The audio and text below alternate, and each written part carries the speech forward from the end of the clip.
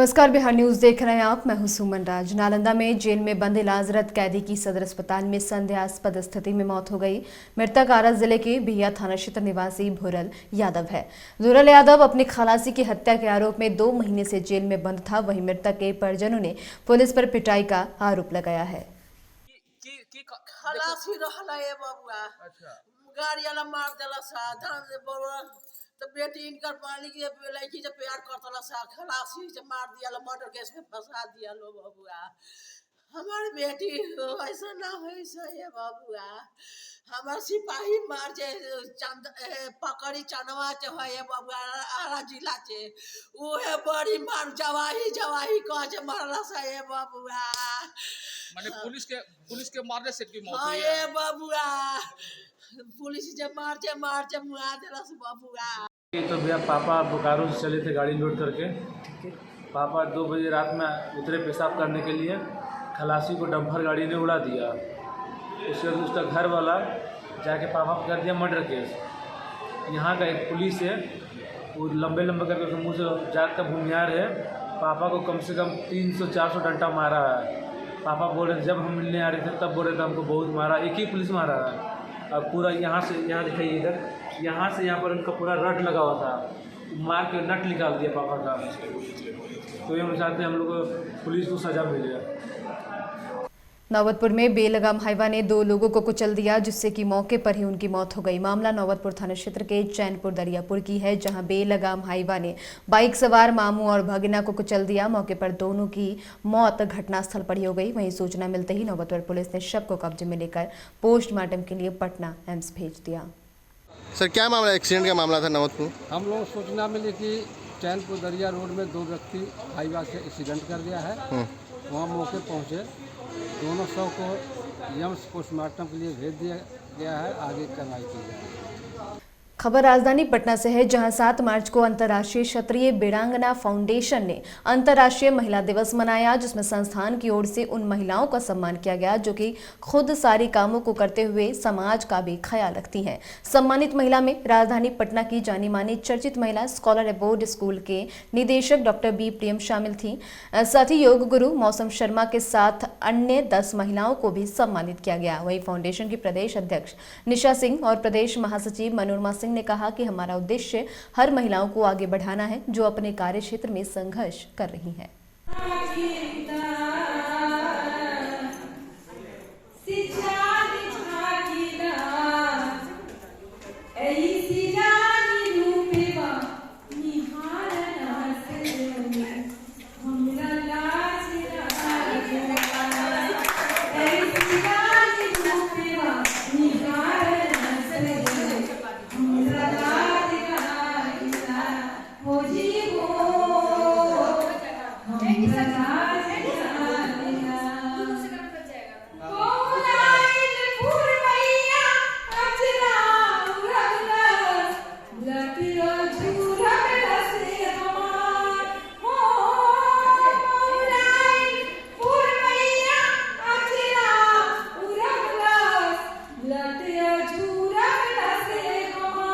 सबसे पहले कि अंतर्राष्ट्रीय महिला दिवस की हार्दिक शुभकामनाएं आप सभी को और सारी महिलाओं को।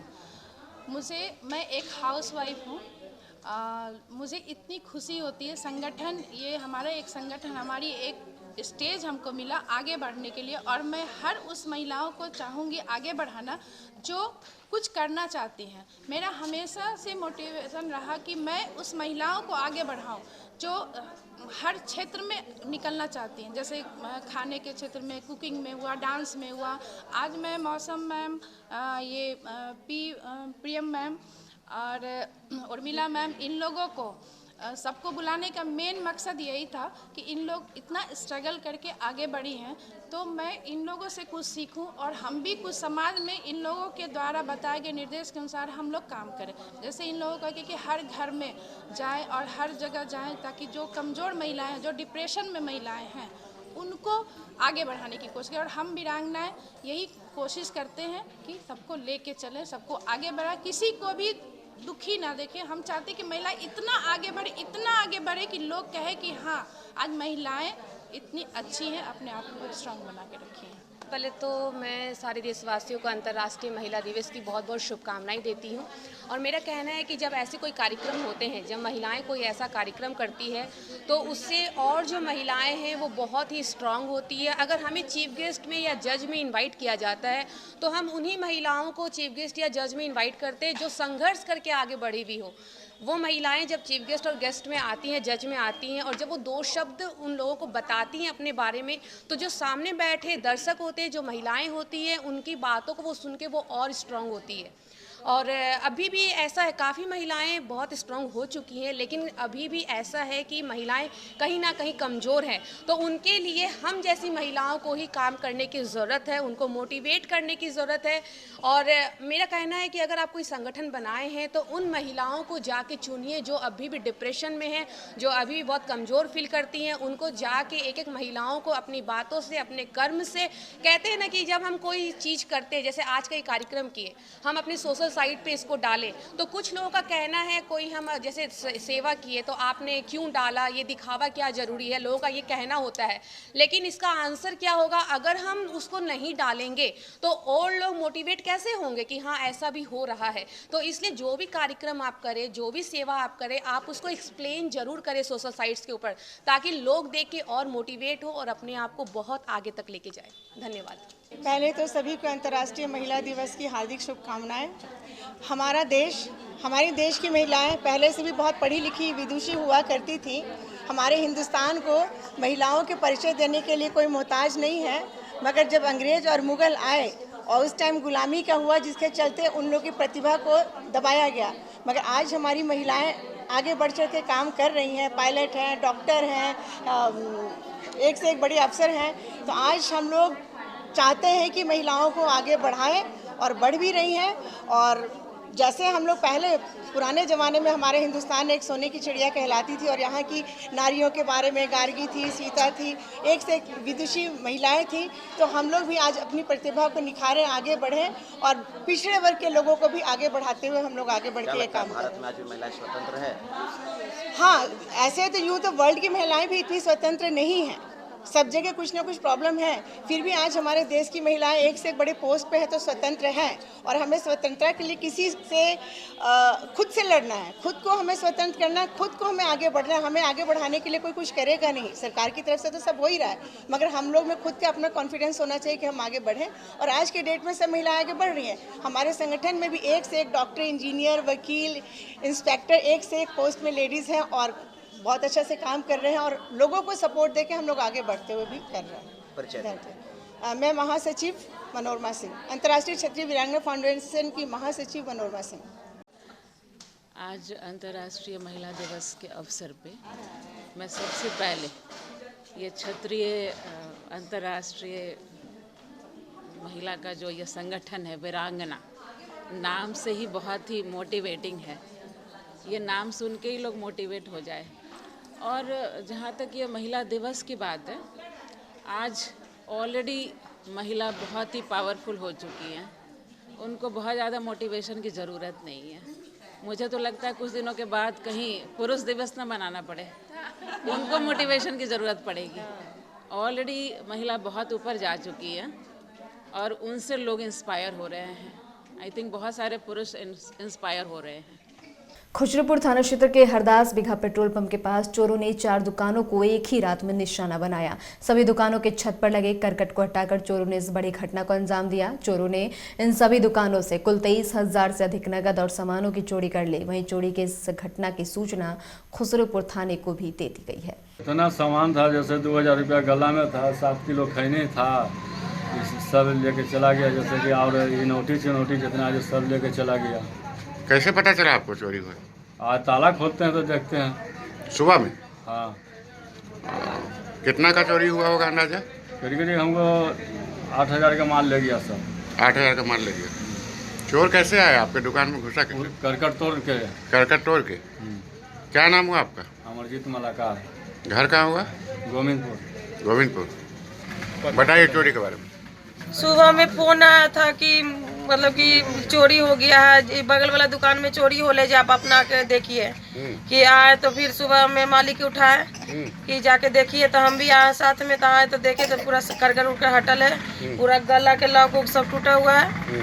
कपड़ा उपड़ा हम सिलाई भी करते हैं, कपड़ा उपड़ा था, सब कपड़ा उपड़ा सब फेंक ले, एक गो सियल भी कपड़ा सब अलग अलग कैले है, सब सामान छितिर बितिर कैले है, क्रीम जो महंगा जो यूज का सामान जितना हुआ सब ले लिया। बढ़िया जो सामान समझ में आया, एक झोला करके लेके गया, झोला बाहर देखे कि पीछे में सब लोग देखा कि उधर मतलब सब सामान रख लिया, झोला फेंक दिया।